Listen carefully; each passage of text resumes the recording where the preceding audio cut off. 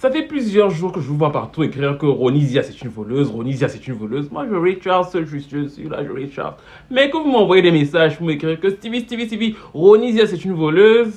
Là, il va falloir que vous commenciez à me respecter en fait. Parce que je ne suis pas votre prof d'anglais là. Je fais toutes les dizaines de vidéos explicatives là sur YouTube. Et vous venez à vous montrer vos 32 carrés et vous ne retenez rien. Pour ceux qui n'auraient pas suivi, il accuse de vol à cause de ça.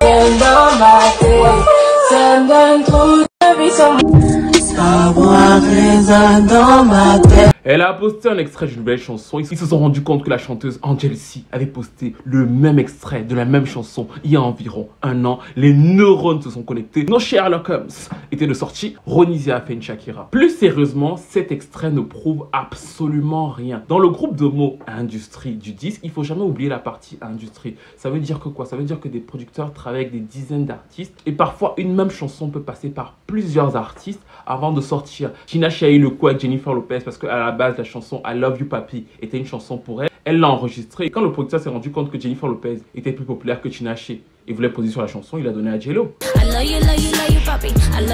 Ça arrive absolument tout le temps. En 2009, Brandy enregistre un album pour Sony. Avant la fin de l'enregistrement de l'album, elle se fait virer par le label. Mais l'album a été enregistré, ce qui veut dire que les producteurs qui ont travaillé avec Brandy se disent mais on va faire quoi des chansons? Du coup, ils vont les redistribuer à plein de chanteuses et Beyoncé, Jennifer Lopez et même Rihanna vont avoir ces chansons qui étaient à la base destinées à cet album de Brandy qui n'est pas sorti. Comme par exemple Stupid in Love de Rihanna est à la base chantée par Brandy.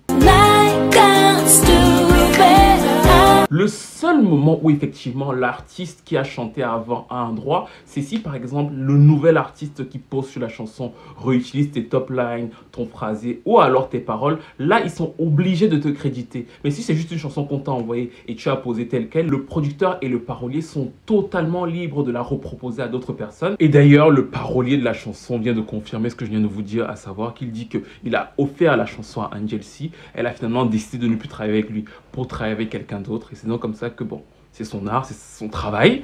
Il l'a donné à Ronisia. Donc la prochaine fois, mes chers Sherlock Holmes, faites un effort. Nous soufflâmes.